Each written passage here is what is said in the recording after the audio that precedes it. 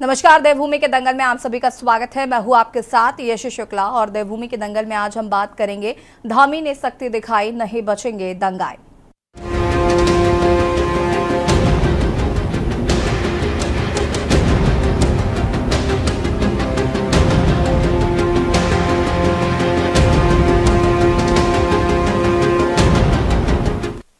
हल्द्वानी में हुई हिंसा के बाद अब हालात सामान्य होते जा रहे हैं। सरकार ने हल्द्वानी शहर के बाहरी इलाकों से कर्फ्यू हटा लिया है।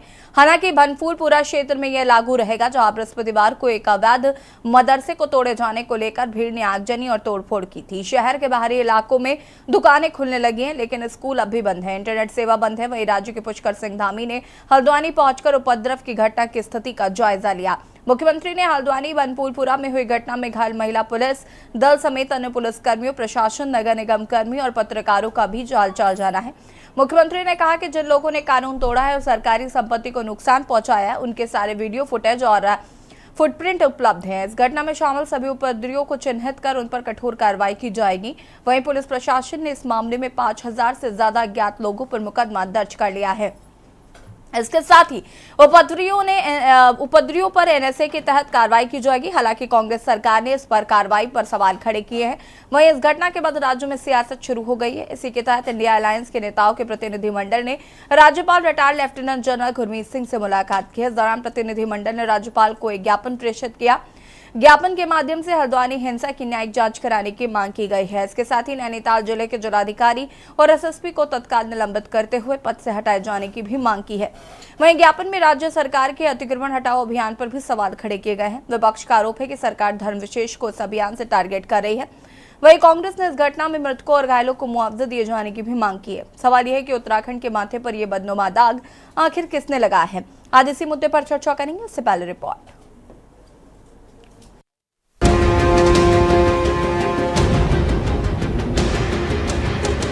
उत्तराखंड की शांत वादियों में भी हिंसा की आग धधक रही है। हल्द्वानी में एक अवैध मदरसे और मजार को तोड़े जाने के बाद भड़की हिंसा के बाद हालात सामान्य हो रहे हैं। वहीं सरकार ने हल्द्वानी शहर के बाहरी इलाकों से कर्फ्यू हटा लिया है। हालांकि बनफूलपुरा क्षेत्र में ये लागू रहेगा, जहां बृहस्पतिवार को एक अवैध मदरसे को तोड़े जाने को लेकर भीड़ ने आगजनी और तोड़फोड़ की थी। शहर के बाहरी इलाकों में दुकानें खुलने लगी हैं, लेकिन स्कूल अब भी बंद है, इंटरनेट सेवा भी बंद है। वहीं राज्य के मुख्यमंत्री पुष्कर सिंह धामी ने हल्द्वानी पहुंचकर उपद्रव की घटना की स्थिति का जायजा लिया। मुख्यमंत्री ने हल्द्वानी बनफूलपुरा में हुई घटना में घायल महिला पुलिस दल समेत अन्य पुलिस कर्मियों, प्रशासन, नगर निगम कर्मी और पत्रकारों का भी हालचाल जाना। मुख्यमंत्री ने कहा कि जिन लोगों ने कानून तोड़ा है और सरकारी संपत्ति को नुकसान पहुंचाया है, उनके सारे वीडियो फुटेज और फुटप्रिंट उपलब्ध हैं। इस घटना में शामिल सभी उपद्रवियों को चिन्हित कर उन पर कठोर कार्रवाई की जाएगी। पूरी तरह से उनके कैमरे तोड़े हैं, उनके साथ मारपीट की है। और मैंने आज सवेरे कुछ पत्रकार साथियों से बात करी फोन पर, तो उन्होंने बताया कि उनको जिंदा आग में झोंकने का भी प्रयास किया गया पकड़ के। और एसडीएम रेखा कोहली से भी मैंने बात करी, उन्होंने मुझे बताया कि किस तरह से उनके साथ वहाँ पर मारपीट हुई है, किस तरफ से आगजनी हुई है, हत्या का किस तरह से प्रयास हुआ है। कानून अपना काम करेगा। इसमें जिन लोगों ने भी सरकारी संपत्ति जलाई है या लोगों की संपत्तियां जलाई हैं, वाहन जलाए हैं, उसके सारे वीडियो फुटेज, फुटप्रिंट सभी उपलब्ध हैं। उसको चेक किया जाएगा, जांचा जाएगा और उस पर जो भी कार्रवाई है, विधि सम्मत जो कार्रवाई है, वो कार्रवाई यहाँ पर की जाएगी। लेकिन वो सच्चाई है, वो सच को कह रहे हैं। हम भी इसी बात को कह रहे हैं कि इंटेलिजेंस है, खुफिया तंत्र है, पूरी तरह विफल रहा है। ड्रोन से निगरानी होती है, ड्रोन से निगरानी की जाती है कि वहाँ के हालात के कैसे हैं। तब जाना चाहिए था। आधी अधूरी तैयारी के साथ वहाँ गए और इस तरह की आगजनी, वहाँ पर मौतें, घायल लोग, और आज भी वहाँ पर कर्फ्यू लगा है। और ऐसे हालात में वहाँ की क्या स्थिति होगी। जो गरीब लोग हैं, जो हैंड टू माउथ हैं, वो अपनी रोजी रोटी के लिए बाहर निकलते हैं। जो लोग दूध मुहे बच्चे हैं, दूध है, रोज़मर्रा की ज़रूरतें हैं, उनको उपलब्ध भी नहीं हो पा रही है। वहीं हल्द्वानी हिंसा मामले में पुलिस प्रशासन ने 5000 से ज्यादा अज्ञात लोगों पर मुकदमा दर्ज किया है। इसके साथ ही उपद्रवियों एनएसए के तहत कार्रवाई की जाएगी। वहीं सरकार ने मजिस्ट्रेट जांच कराने का भी फैसला किया है। 15 दिनों के भी इसकी रिपोर्ट शासन को उपलब्ध कराने के निर्देश दिए गए हैं। हालांकि कांग्रेस ने न्यायिक जांच की मांग की है। वहीं इस घटना के बाद राज्य में सियासत भी गर्मा गई है। इसी के तहत इंडिया अलायंस के नेताओं के प्रतिनिधि मंडल ने राज्यपाल retired lieutenant general Gurmeet Singh से मुलाकात की। इस दौरान प्रतिनिधि मंडल ने राज्यपाल को एक ज्ञापन प्रेषित किया। ज्ञापन के माध्यम से हल्द्वानी हिंसा की न्यायिक जांच कराने की मांग की गई। इसके साथ ही नैनीताल जिले के जिलाधिकारी और एसएसपी को तत्काल निलंबित करते हुए पद से हटाए जाने की भी मांग की है। वहीं ज्ञापन में राज्य सरकार के अतिक्रमण हटाओ अभियान पर भी सवाल खड़े किए गए हैं। विपक्ष का आरोप है कि सरकार धर्म विशेष को इस अभियान से टारगेट कर रही है। हमने पूरे प्रकरण की हाई कोर्ट के सिटिंग जज या रिटायर्ड जज की देखरेख में जांच की मांग की है। वहाँ के सारे प्रशासनिक अधिकारियों को पहले हटाने की मांग की है ताकि निष्पक्ष जांच हो सके।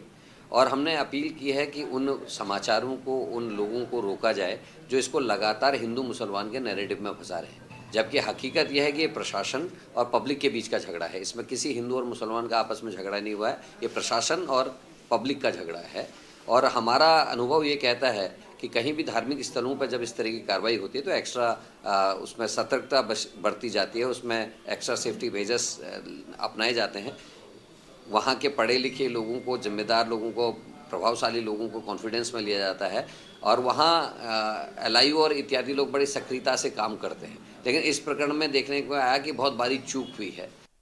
देखिए, अभी हमारी जो प्राथमिकता है, आप और हम अभी जो बात कर रहे हैं, हमारी सबसे पहली प्राथमिकता ये है कि अमन चैन बहाल हो, भाईचारा बहाल हो। उसके बाद जो भी आगे की कार्रवाई होगी वो निश्चित तौर पर मुख्यमंत्री जी खुद इस पर संज्ञान ले रहे हैं और उन्होंने आप लोगों के माध्यम से कहा भी है कि जो भी लोग दोषी होंगे उनको भी पे भी कार्रवाई होगी।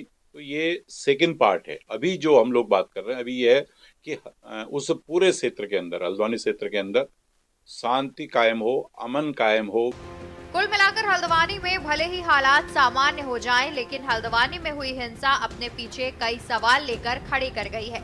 सवाल यह है कि आखिर किसने उत्तराखंड के माथे पर यह हिंसा का बदनुमा दाग लगाया। सवाल यह है कि आखिर क्यों शासन प्रशासन ने पहले से सुरक्षा व्यवस्था को पुख्ता इंतजाम नहीं किए।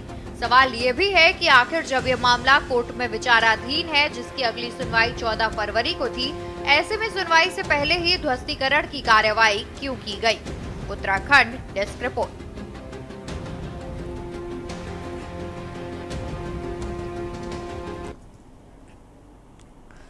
और देवभूमि के दंगल में आगे हम बातचीत करेंगे, लेकिन उससे पहले आपको ले चलते हैं यूपी विधानसभा, जहां पर मुख्यमंत्री योगी आदित्यनाथ क्या कुछ कह रहे हैं, सुन लेते हैं। 0.4% है, यानी ये चीजें दिखाती हैं कि यहाँ पे रोजगार के अवसर सृजित हुए हैं। और इसमें अभी पिछली बार भी मैंने कहा था, महामहिम राज्यपाल के भाषण के दौरान धन्यवाद प्रस्ताव पर जवाब देते हुए मैंने कहा था कि उत्तर प्रदेश में निवेश का एक जो बेहतर माहौल बना है, उसी का परिणाम है कि 19 फरवरी को हम लोग प्रदेश में 10 लाख करोड़ रुपए से अधिक के निवेश के प्रस्ताव की ग्राउंड ब्रेकिंग का कार्यक्रम भी लखनऊ में आयोजित करने जा रहे हैं। महोदय, पोटेंशियल उत्तर प्रदेश में था, इसकी क्षमता उत्तर प्रदेश में थी, यहां का युवा उस प्रतिभा से लैस था, उसकी आकांक्षा भी थी, लेकिन कुछ करने की जिजीविषा स्टेट की लीडरशिप में नहीं थी, उसकी सोच नहीं थी, उसका विजन नहीं था, कर्महीनता की स्थिति थी, नीतिगत जड़ता थी और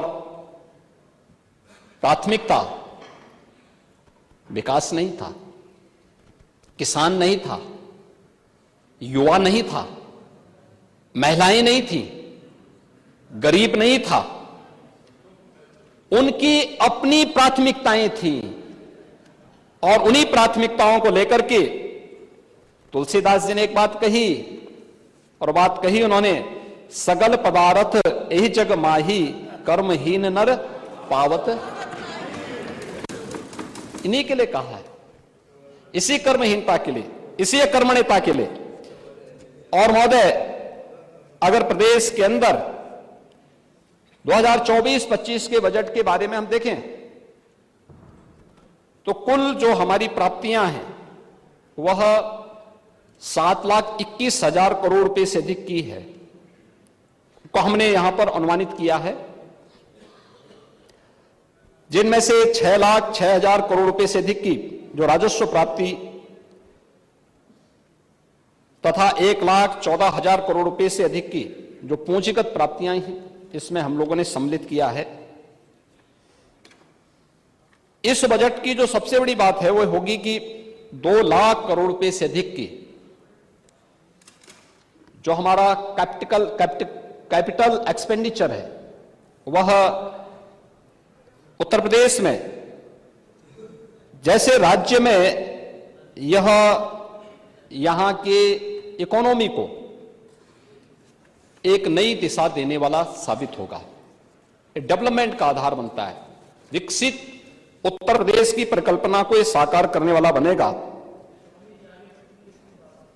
इन इतने बड़े बजट को प्रस्तुत करने के साथ ही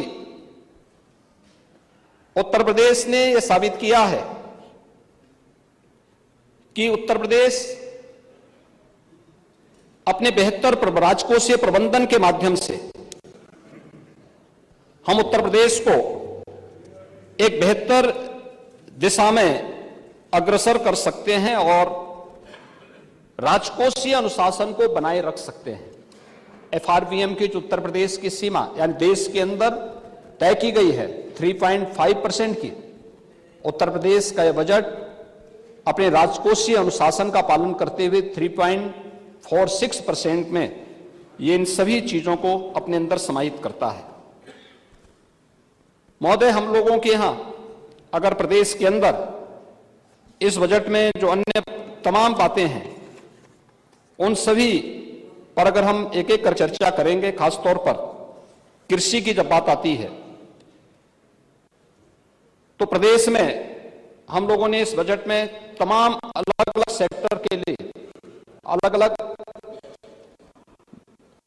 यानी उसके लिए जब माननीय नेता विरोधी दल अपनी बात को कर रहे तो मुझे आश्चर्य हो रहा कि वे दिसंबर 2023 के आंकड़ों को सदन में प्रस्तुत कर रहे थे। मार्च 24 के 31 मार्च 24 तक अभी पुराना बजट चलेगा और 31 मार्च तक इस बजट को भी खर्च होना है। जो बजट आज हम प्रस्तुत करने जा रहे हैं 1 अप्रैल से फिर यह लागू होगा, तो कम से कम इतनी जानकारी उनकी होनी चाहिए। 5 साल तक प्रदेश ने आपको यहां देखा है, झेला है, तो स्वाभाविक रूप से इतना तो आपको पता लगना ही चाहिए कि यह बजट आज के लिए नहीं तय हो रहा है, यह 1 अप्रैल से ये लागू होगा। दूसरा, आजादी के अमृतकाल में और अमृत महोत्सव के अवसर पर भारत देश की 5th इकोनॉमी बना है। हर भारतवासी को गौरव की अनुभूति होनी चाहिए, लेकिन इस पे भी उनको आपत्ति है। यानी भारत, हमारा देश दुनिया की एक आर्थिक शक्ति बन रही है और उस ब्रिटेन को हम लोगों ने पछाड़ा है, जिस ब्रिटेन ने लगभग 200 वर्षों तक भारत पे शासन किया था, उसको पछाड़ करके भारत 5वीं बड़ी अर्थव्यवस्था बना। प्रधानमंत्री मोदी जी के विजनरी लीडरशिप में इसके प्रति आभार और अभिनंदन के शब्द कहने की बजाय इसको ही हम कटघरे में खड़ा करें तो ये बड़ी आश्चर्यजनक स्थिति है। और वे आज भी एक तो आंकड़े वे दिसंबर 2023 के प्रस्तुत कर रहे हैं, जब हम लोग अप्रैल 2024 की चर्चा कर रहे हैं तो वह आंकड़े वहां के प्रस्तुत कर रहे हैं। 5th इकोनॉमी बनने में भी उनको संदेह है। उत्तर प्रदेश हर फील्ड में नंबर 1 का बने, इसमें भी उनको आपत्ति है। ले चले आप अध्यक्ष जी के तो ऑफर को पहले ही डिनाई कर चुके हैं।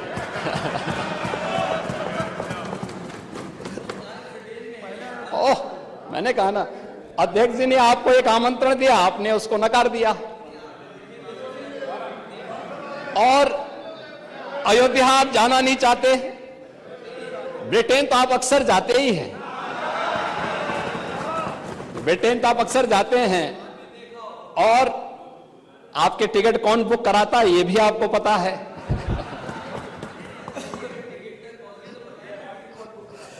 ट्रैवल एजेंट ही कराता होगा, ट्रैवल एजेंट ही कराता होगा, अरे कोई ना कोई ट्रैवल एजेंट कराता होगा। तो महोदय, फिफ्थ इकोनॉमी में भी इनको संदेह है।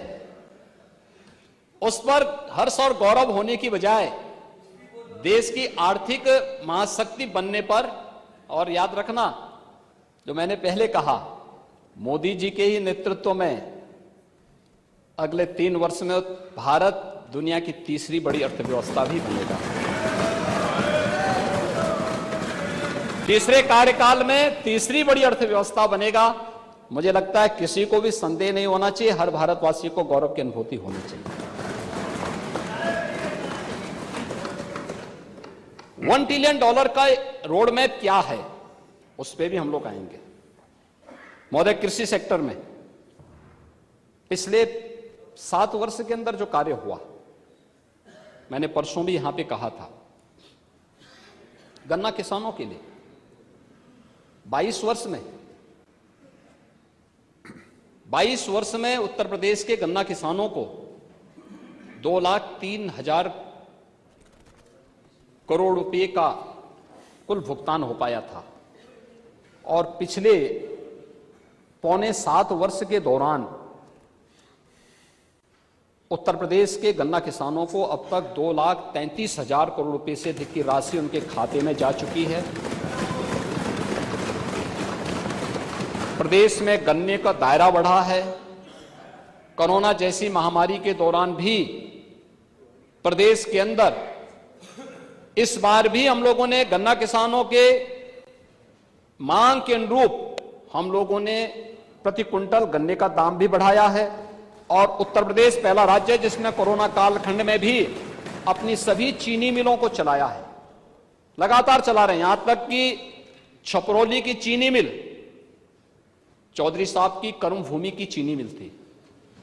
चौधरी साहब के नाम पर राजनीति बहुत सारे लोगों ने की होगी, लेकिन चौधरी साहब के प्रति सम्मान व्यक्त करते हुए हमारी सरकार ने आने के तत्काल बाद छपरौली चीनी मिल की एक्सपेंशन के लिए और उसके मॉडर्नाइजेशन के लिए हमारी सरकार ने पैसा दिया। और मुझे प्रसन्नता है, छपरौली चीनी मिल आज पूरी क्षमता के साथ आज काम कर रही है।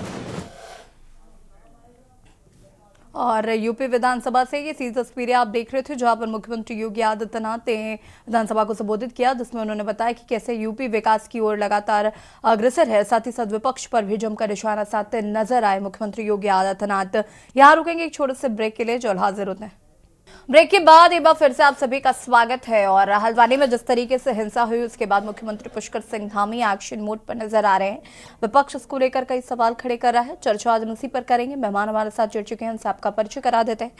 कुंवर जपेंद्र सिंह जी, प्रदेश प्रवक्ता बीजेपी से हमारे साथ जुड़ चुके हैं। पीसी थपलियाल जी, वरिष्ठ नेता यूकेडी से हमारे साथ जुड़ चुके हैं। SN सचरान जी, राष्ट्रीय सचिव समाजवादी पार्टी से हमारे साथ जुड़ चुके हैं।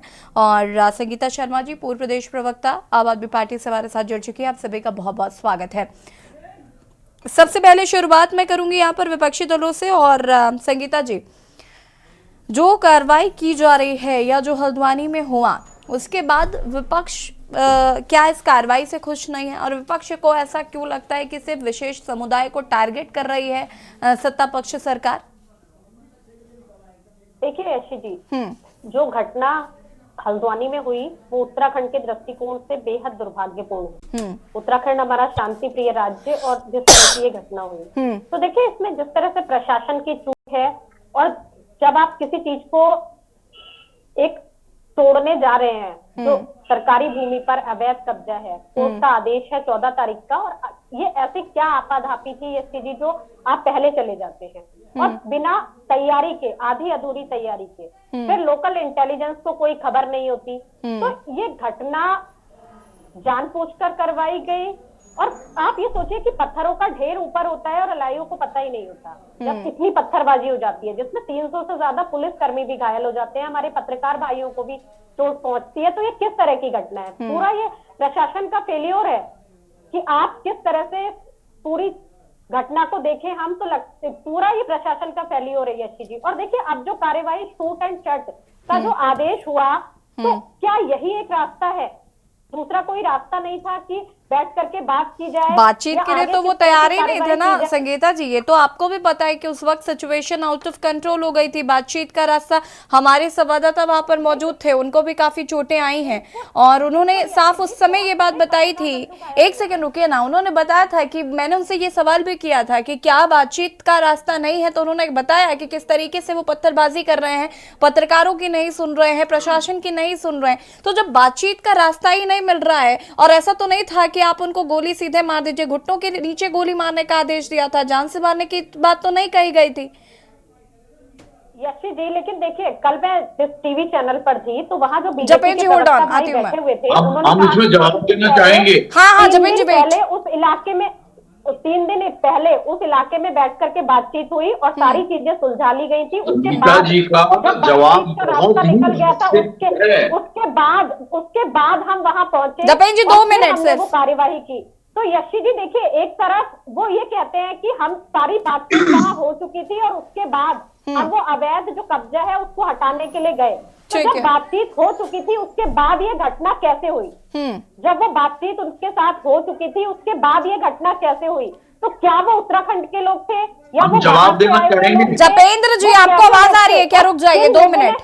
किन लोगों ने इतनी बड़ी घटना को अंजाम दिया जिसमें पत्रकार बंधु, पुलिसकर्मी सब लोग घायल हुए हैं? ठीक है, क्या कहा कि प्रशासन का बहुत बड़ा फेलियर है। प्रशासन अगर जागरूक होता, पूरी तैयारी से गया होता तो ये घटना। संगीता जी जरा सुन लेते हैं जपेन जी को सुन लेते हैं। जपेंद्र जी देखिए, पिछले 1 वर्ष से लगभग पूरे संपूर्ण उत्तराखंड में अतिक्रमण के खिलाफ अभियान चला हुआ है। ठीक है। पर्वतीय जनपदों में, देहरादून जिले में, उधम सिंह नगर में, हरिद्वार जिले में, सब जगह छुटपुट विरोध हुए, लेकिन ऐसी नौबत कहीं नहीं आई। हम सब लोग हरिद्वार को बहुत ही संवेदनशील एक जिला मान के चलते थे, लेकिन वहां पे भी किसी भी समाज ने इस तरह का कोई भी ऐसा फेलर नहीं दिया जिससे लगे कि उत्तराखंड के अंदर शांतवादियों में कुछ गड़बड़ है। लेकिन हल्द्वानी के अंदर अब आप ये देखिए कि सबको नोटिस दिए गए। नोटिस देने के बाद एक पक्ष हाई कोर्ट में गया। हाई कोर्ट में जाने से पहले उन्हें पता था कि ये हमारा अंतिम मौका है। अब हाई कोर्ट का जो निर्णय आएगा, हाई कोर्ट ने भी उस अतिक्रमण को गलत ठहराया और उन्होंने ये आदेश दिया कि आप वहां से अपना जो है कब्जा हटा लीजिए, आपका ये अतिक्रमण है। तो वहां मेवात की तर्ज पर, दिल्ली दंगों की तर्ज पर जो दंगाई थे उनका ये सुनियोजित षड्यंत्र था। और हमारा कहना यह है कि दंगाई कोई भी हो, किसी भी जाति, धर्म, संप्रदाय से हो, लेकिन जब वो अपराध करता है तो उस मजहब के लोगों को, संप्रदाय के लोगों को, समाज के लोगों को उनके पक्ष में नहीं खड़ा होना चाहिए, क्योंकि ये एक अलगाववादी तत्वों की भांति व्यवहार किया जाता है। वहां पे पेट्रोल बम कहां से आ गए? सुनियोजित तरीके से सब पेट्रोल बम इकट्ठे किए गए थे। मेवात दंगा और दिल्ली तर्ज पर बोतलें इकट्ठी करके छतों पे रखी गई थी, पत्थर इकट्ठे करके रखे गए थे। तो ये कौन कर रहा था? जपेंद्र जी एक second Sangeeta ji hold on. सवाल तो यही था ना कि आखिर नहीं आपकी ये जो पुलिस थी ये कैसे गई थी? बिना तैयारियों के गए थे ये लोग? तो उत्तराखंड के अभी ये किसी ने भी नहीं। सरकार आपकी है कुंवर भाई, सरकार आपकी है। यही सवाल हमारा भी है कि अतिक्रमण कोई आज से नहीं टूट रहा। जब यशी जी पहले से चल रही थी तो अब ऐसा क्यों हुआ? यही सरकार से सवाल है कि अब ऐसा क्यों हुआ जब अतिक्रमण पहले तोड़े गए और इस तरह की एक एक कर बात करिए प्लीज संगीता जी एक मिनट। हिमाकत नहीं करेगा, ये भारतीय जनता पार्टी की गारंटी है। चलिए उत्तराखंड की स्थिति, उत्तराखंड की यही तो सवाल है कि ये हिमाचल उत्तराखंड में आपकी सरकार में, ग्रामीण सरकार में कैसे कर दी दंगाइयों ने? उत्तराखंड का बिगाड़ने की कोशिश दंगाइयों ने कैसे कर ली? संगीता जी एक सेकंड रुकिए, संगीता जी प्लीज। ये राजनीतिक दलों के प्रवक्ता बैठ के दंगाइयों को इवेंट भट्ट की बातें कर रहे हैं, तो निश्चित तौर पर ये बहुत शर्मनाक है और ये उत्तराखंड के लिए अच्छी बात नहीं है। जपेन जी बोलने के लिए मत बोलिए प्लीज। देखिए नहीं, सिर्फ बोलने के लिए मत बोलिए। जो सवाल आप खड़े कर रहे हैं वही सवाल विपक्ष खड़े कर रहा है। आप ये भी तो सुनिए ना, सुन भी तो नहीं रहे कि क्या कहा जा रहा है। संगीता जी प्लीज एक सेकंड रुकिए, हमारे पास और भी लोग हैं, जरा उनका रुख कर लेते हैं, फिर आते हैं इस कन्वर्सेशन में। Japendra ji hold on please. SN Sachan ji क्या कुछ कहना चाहते हैं हल्द्वानी में जो कुछ भी हुआ उस पर? देखिए, मुख्यमंत्री जी ने कहा कि जो भी कानून जिसने तोड़ा सख्त कार्रवाई की जाए। प्रश्न ये उठता है कि कानून किसने तोड़ा? स्पष्ट मत है मेरा ही नहीं कि जब 14 तारीख हाई कोर्ट में लगी हुई थी तो वो मदरसा क्यों तोड़ा गया? तो कानून वहां के डीएम और एसएसपी ने तोड़ा। अब ये प्रश्न उठता है कि ये कानून जो तोड़ा गया, क्योंकि कानून का राज होना चाहिए। अगर कोई कोर्ट निर्णय देता है तो उस निर्णय का अल्टीमेटली उसको अनुपालन कौन कराएगा? सरकार। और वहां के डीएम और एसएसपी ने खुद कानून तोड़ करके मदरसा को ध्वस्त किया। उसके पहले उसमें सील किया गया था, वहां कुछ नहीं हुआ था। और मैं समझता हूं कि वहां के डीएम ने वहां एक इस तरीके का प्रचार करना शुरू किया कि 30 जनवरी से ही वहां तनाव था। 30 जनवरी से अगर तनाव होता तो वहां की एलआईयू क्या कर रही थी? और कंप्लीट फेल्योर सरकार का। और मेरा तो एक और मानना है कि चूंकि भारतीय जनता पार्टी के चाल चरित्र चेहरे में ये जो यहाँ पुलिसकर्मी, पत्रकार जो बेचारे निर्दोष जो पिटे हैं, घायल हैं, और जो 6 लोग शायद वहां मृत्यु भी हो गई है, इसकी संपूर्ण जिम्मेदारी सरकार की है और उनके ही इशारे पर कानून तोड़ा गया। इसी वजह से डॉक्टर सचान हम यहाँ आपसे डिफर करते हैं। सुन लीजिए जपेंद्र जी, आप सुन लीजिए, पहले सुन लीजिए। ये भारतीय जनता पार्टी के चाल चरित्र चेहरे में शामिल है। इसके पहले पुलवामा में क्या किया था? मंगवाएंगे, उनके गोली चलवाएंगे, और आप जो दंगाइयों का साथ देंगे और हमसे उम्मीद करते हैं। जपेंद्र जी बीच में इंटरप्ट नहीं करिए प्लीज। जपेन जी प्लीज बीच में इंटरप्ट नहीं करेंगे आप। Japen ji don't interrupt please. Japendra ji please. Japen ji please maintain the decorum of the debate. वहां कानून तोड़ा। और इसकी एक और बताएं, उन्होंने मजिस्ट्रियल जांच बैठाई है। चलिए ठीक है एसएन सचान जी, जो वहां पर एक रिटायर्ड हाई कोर्ट के जस्टिस के द्वारा जांच कराई जानी चाहिए, ये हम लोगों ने मांग की है। हाँ जी ठीक है सचान जी, मैं वापस आती हूँ आपके पास। पीसी थपलियाल जी क्या कुछ कहना चाहते हैं इस पूरे मामले पर? देखिए, जो इस मामले में जो बात सामने उभर के आई है कि कोर्ट ने 14 तारीख को अपना फैसला देना था, तो ये एडवांस में ये आम आदमी पार्टी ने भी ये पॉइंट रखा, सचान साहब ने भी ये पॉइंट रखा कि आखिरकार ये भाजपा का अब कर्तव्य बनता है कि भाई पहले क्यों कर दिया गया, 2-4 दिन वेट नहीं किया गया। ठीक है, भाजपा के प्रवक्ता कह रहे हैं कि मेवात जैसी घटना है, तो हाँ ये मेवात जैसी घटना है, मैं मानता हूं कि मेवात जैसी घटना है। वहां पे कुछ हिंदूवादी ताकतें, बजरंगी और बजरंग दलियों ने जो किया था, वो रोल यहाँ पे उत्तराखंड के जो सरकार है उसने वो रोल निभाया और उस कौम को। जपेंद्र जी मैं आऊंगी, मैं आपसे ही जवाब लूंगी, आप सत्ता पक्ष में, आपसे ही जवाब लेना है, लेकिन सुनने तो दीजिए जरा।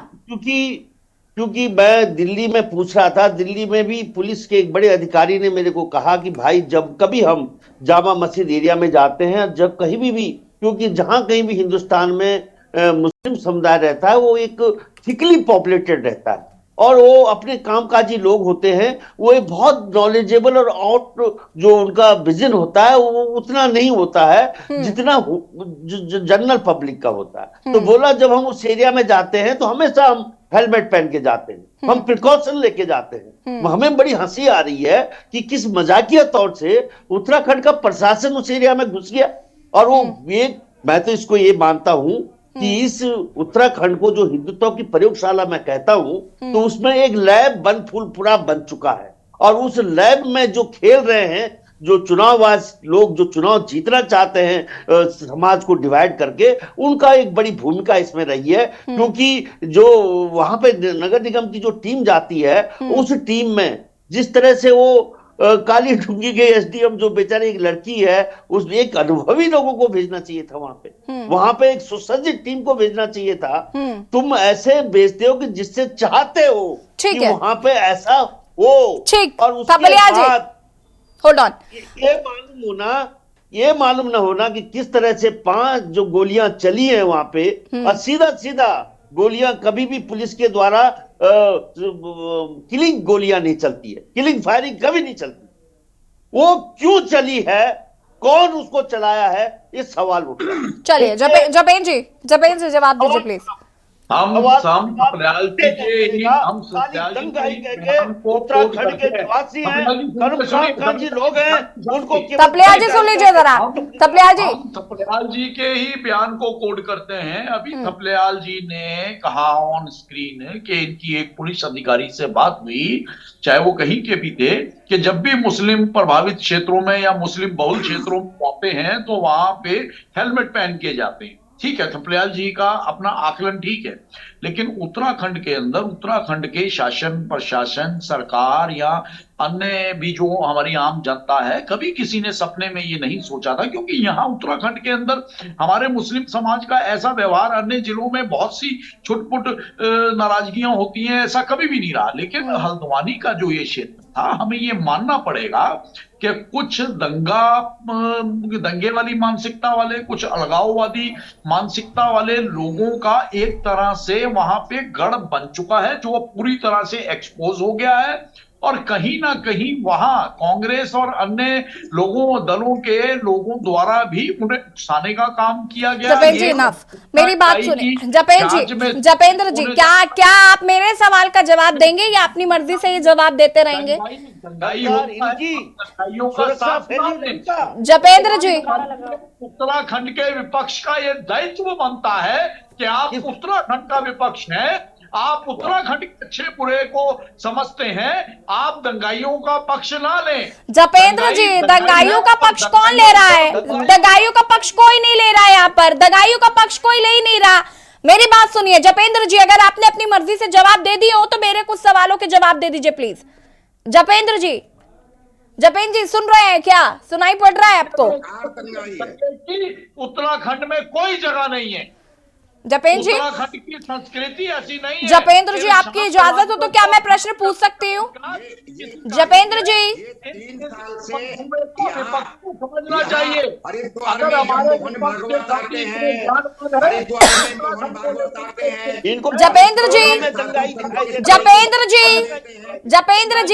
जपेंद्र जी आपकी इजाजत हो तो क्या मैं सवाल पूछ सकती हूँ आपसे प्लीज?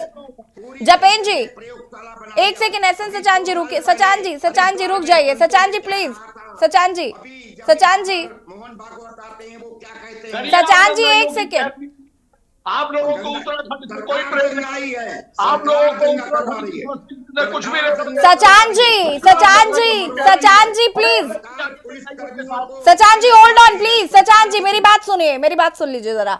जपेन जी, मेरा सवाल आपसे ये है, आपने विपक्ष पर सीधा निशाना साध दिया और आपको लगता है कि वहां पर जो कुछ भी हुआ। एक सेकंड रुक जाइए Japen ji, let me complete my question first. Japen ji let me complete.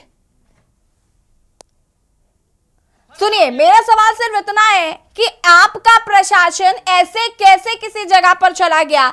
यहां यूपी में अक्सर अलर्ट हम देखते हैं कि योगी आदित्यनाथ द्वारा यूपी में अक्सर किया जाता है। यूपी में हम ये भी देखते हैं कि जुम्मे की नमाज वाले दिन भी पुलिस कहीं ना कहीं थोड़ा बहुत अलर्ट मोड पर रहती है, नजर बनाए रखती है। आप एक अवैध मदरसे को तोड़ने गए थे, प्रशासन को पहले पता था कि इस तरीके की स्थिति हो सकती है, प्रशासन अपनी व्यवस्था के साथ क्यों नहीं गया? क्या ये फेलियर नहीं है? क्या ये सवाल नहीं उठेगा? विपक्ष आपसे यही तो पूछ रहा है, विपक्ष कहां दंगाइयों का साथ दे रहा है? इस डिबेट को व्यक्त कर दें।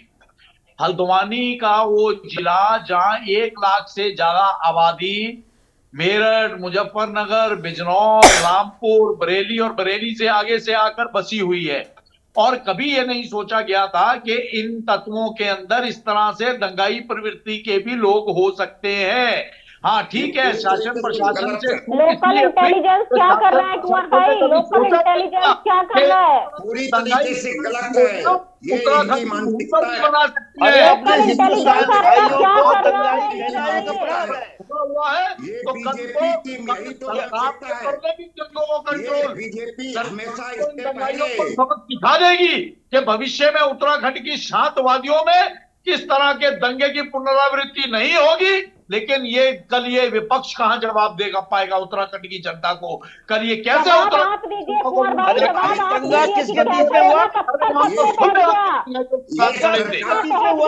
एक एक करके बोलिए प्लीज। संगीता जी, थपलियाल जी और सचान जी, एक एक करके बात करिए please. Thapliyal ji, Sangeeta ji, I am requesting you 1 by 1 please. दंगा था, मेवात दंगों की तर्ज पर था, दिल्ली लोग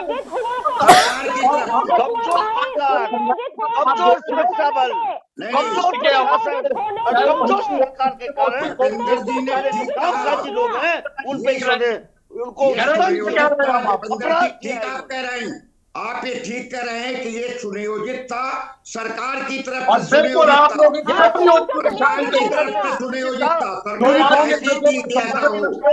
सरकार चाहती थी कहीं ना कहीं इनके सब कार्यकर्ता मैं प्रूव कर दूंगा इसको। प्रशासन अपना काम ठीक से करता तो ये घटना नहीं होती जपेंद्र भाई। अगर एलआईयू शासन प्रशासन ने तो 24 घंटे के अंदर सब कुछ दुरुस्त कर दिया, लेकिन आप लोग विचार करिए कि आप लोग कहाँ जवाब दीजिए। आप लोग उत्तराखंड एलआईयू क्या कर रहा था? आपकी सरकार क्या कर रही थी? एसएसपी क्या कर रहे थे? और आप 4:30 बजे शाम को जाते हैं, आप सुबह क्यों नहीं गए? इस बात का जवाब दीजिए। आप सुबह 10 बजे क्यों नहीं गए? आप रात के अंधेरे में क्यों गए? इस बात का जवाब दीजिए। संगीता जी, मुझे आप एक बात का जवाब दीजिए। एक सेकंड, जपेंद्र जी, थपलियाल जी और सचान जी, प्लीज एक सेकंड रुक जाइए। इस तरीके से डिबेट नहीं हो पाएगी। यशी जी, शासन को क्या नहीं पता था वो संवेदनशील जगह है? संगीता जी, लेकिन मुझे एक बात बताइए। मैंने घटना के महज आधे पौन घंटे बाद धामी जी को देखा। मेरी बात सुन, एक सेकंड जपेन जी, आपके फेवर में ही बोल रही हूँ, सुन लीजिए जरा। जपेन जी, सुन लीजिए जरा। दंगाइयों का समर्थन करते हुए निरंतर नजर आ रहे हैं आप सब लोग। शर्म आनी चाहिए आप लोग। ये यही बीजेपी है जो उत्तरकाशी से अल्पसंख्यक समुदाय के लोगों को भगाती है। यही लोग जो हरिद्वार में एक सन अपने गिरेबान जान के देखिएगा, ये वही बीजेपी है जो आंदोलनकारियों के हत्यारे हैं आप लोग। अरे ये जपेंद्र जी सुनेंगे प्लीज, सुनेंगे क्या? सुन लेंगे। कंडूरी जी थी। सत्ता पक्ष में होने का ये मतलब होता है कि आपको सुनना भी पड़ेगा। थोड़ा सुन लीजिए सर। जी को सम्मान देने वाले ये लोग, देखो गुलाम जी को एक तरफ हत्यारा बता रहे हैं और दूसरी तरफ देते हैं। ये खुले हम देख रहे हैं दंगाइयों के लोगों ने इस देश का बेड़ा गर्क कर दिया है। ये दंगाइयों के समर्थन में उतरे हुए, इन्हें अपने प्रदेश की चिंता नहीं है, अपने प्रदेश पूरी तरीके से अरे क्या हुआ था? कल से ही हुए दंगाई, पुलवामा में क्या हुआ था? प्रयास करा और ये उनके हरिद्वार में आकर के क्या कहते हैं? ये आप प्रयोगशाला बनाना चाहते हैं। प्रयोगशाला बना चुके हैं सर। प्रयोगशाला बना करके आप दंगे कराते हैं यहाँ पर। आप लोग जितना प्रपंच चाहे कर लीजिए, आप लोगों की राजनीतिक महत्वाकांक्षाएं जो दंगों के आधार पे आगे बढ़ने का आप लोग प्रयास कर रहे हैं, उत्तराखंड की जनता भारतीय जनता पार्टी के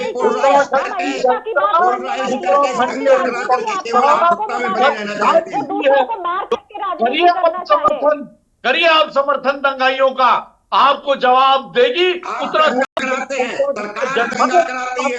सरकार दंगा कराती है, सरकार सैनिकों को मरवाती है। भारतीय जनता पार्टी के शासन में दंगाइयों और दंगों पे अंकुश लगाने का काम है। चाहे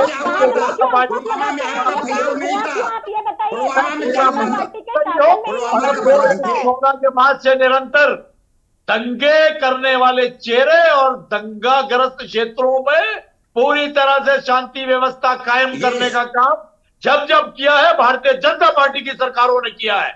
पूरे देश सरकार में छिपे हुए दंगाई है, शासनकाल में राजनीति आप लोगों का शगल है।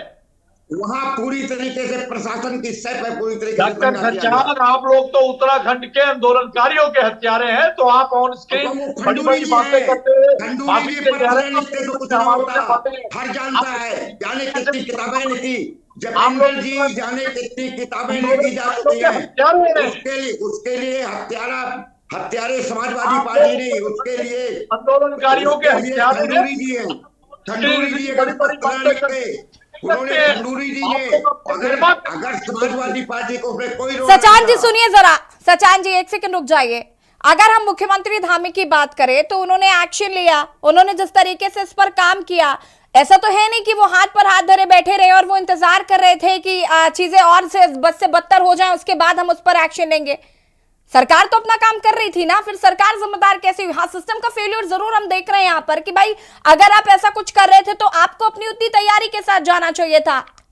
लेकिन ये कौन सा तरीका हुआ कि सारा विपक्ष दंगाइयों के समर्थन में आ जाए? जपेंद्र जी मैं बोल रही हूँ ना, आप एक काम करिए, आप ही बात कर लीजिए। जपेंद्र जी आप ही बात कर लीजिए सबसे, क्योंकि आज आप लोग सत्ता में नहीं है, इसलिए दंगाइयों के समर्थन में खड़े हुए हैं।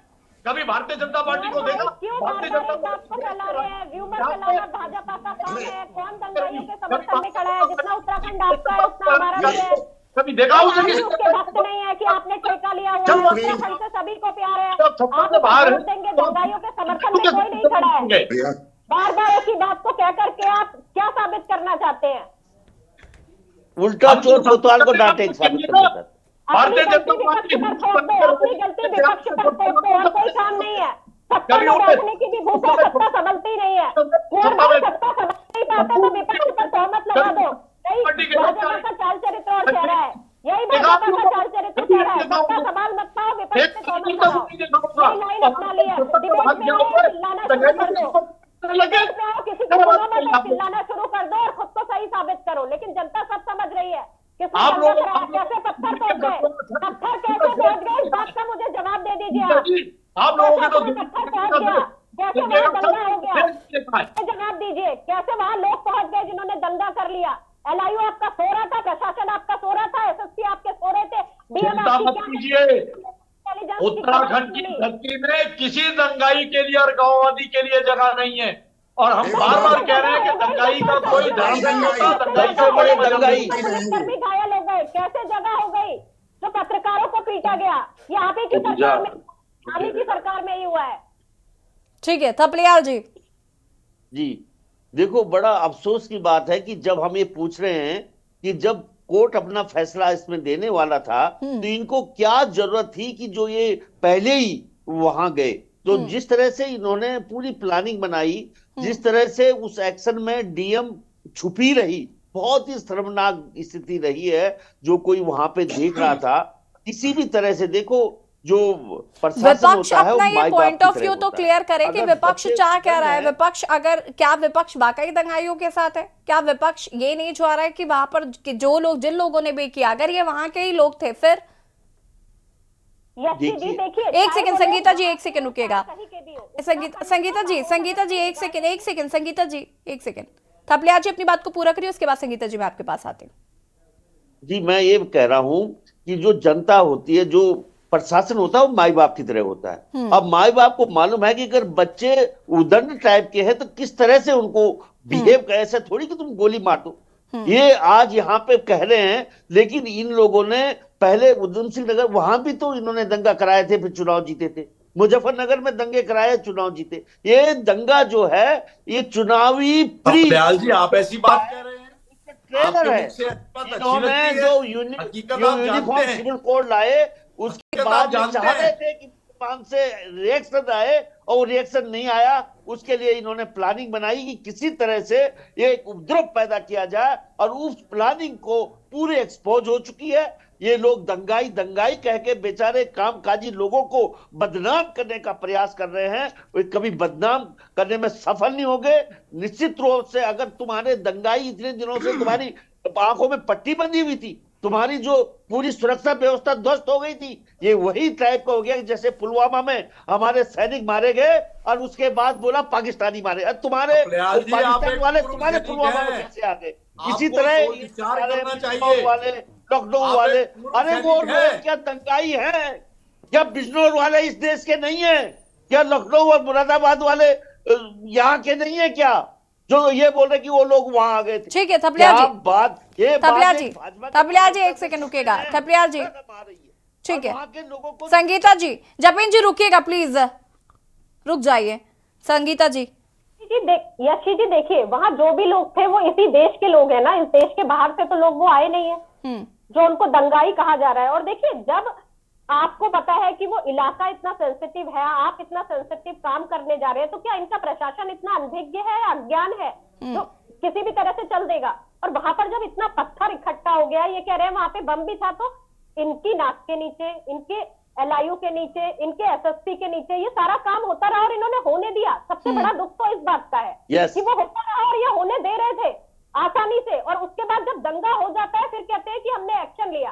तो आप हर चीज को बाद में क्यों करते हैं? पहले आप उस चीज को रोकने का काम कीजिए। जपेंद्र जी जवाब दीजिए। इंतजार किस बात का करते हैं? ठीक है संगीता जी, आप, हम तो कह रहे हैं न्यायिक जांच बिठाइए, जो भी लोग हैं किसी को मत छोड़िए, जो भी उत्तराखंड का माहौल इनकी दोनों हमारे साथी प्रवक्ताओं की बातें सुनने के बाद हम इस निष्कर्ष पर पहुंचे हैं कि इनके अनुसार जो देश के अंदर दंगा करता है उसे माफ कर देना चाहिए, क्योंकि वो इस देश का कोई नहीं बोल रहा,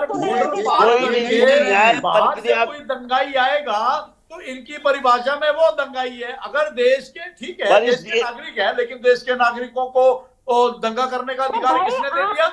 देश के नागरिकों में से देशद्रोही निकलते हैं, देश के नागरिकों में से देशभक्त निकलते हैं, तो देशद्रोही। 1 मिनट में दंगाई बोलकर अपमान कर रहे हो, अपमान, उत्तराखंड के कामकाजी समाज का अपमान कर रहे हो। की परिभाषा क्या है? ये अपनी अल्प बुद्धि और अल्प ज्ञान को यहाँ और स्क्रीन पर प्रदर्शित न करें कि ये कह रहे हैं कि वो दंगाई देश का रहने वाला है, तो इसलिए उसके खिलाफ सख्त कार्रवाई नहीं होनी चाहिए। उसकी आज आवाज नहीं है। नहीं, मैं संगीता जी आपसे ये पूछना चाहती हूँ, एक सेकेंड रुकिएगा। जपेंद्र जी को म्यूट करिएगा प्लीज, थपलियाल जी को भी। संगीता जी, मेरा सवाल आपसे, मुझे ये बताइए, जो लोग पेट्रोल बम फेंक रहे हैं, जो लोग पत्थरबाजी कर रहे हैं, जो ये भी नहीं देख रहे हैं कि सामने प्रशासन है, आम जनता है या फिर पत्रकार खड़े हैं, उनको क्या कहकर संबोधित किया जाएगा? हमें समझ में आ गई। जी बताइए।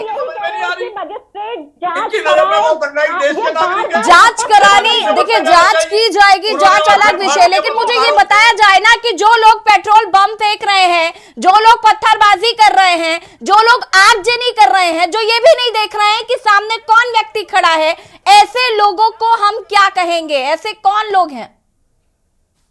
विपक्ष को दंगाई कहने का काम कर रहे हैं। विपक्ष ने ये नहीं कहा कि उन पर कार्यवाही मत करो, विपक्ष तो कह रहा है ना कि जांच कराओ। आपका तो वो हाथ है, और दूध का दूध पानी का पानी हो। चलिए, इस मामले पर अब क्या कुछ कार्रवाई होती है, आगे क्या कुछ जांच होती है, ये देखना होगा। आप सभी का बहुत बहुत शुक्रिया चर्चा में शामिल होने के लिए।